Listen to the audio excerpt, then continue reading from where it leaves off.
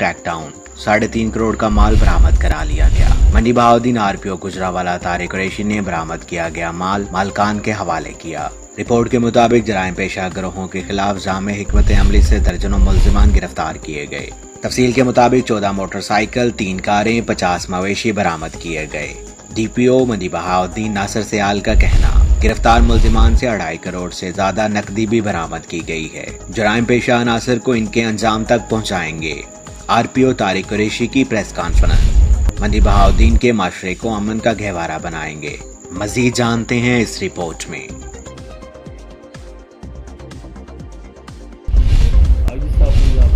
उनकी डायरेक्शन थी कि पब्लिक को ज़्यादा से ज़्यादा जो है उनकी जो है वो प्रोवाइड की जाए। और हुकूमत पंजाब के इदारे की जानिब से हाई लेवल की फ्लड वार्निंग जारी कर दी गई। तफसील के मुताबिक 25 से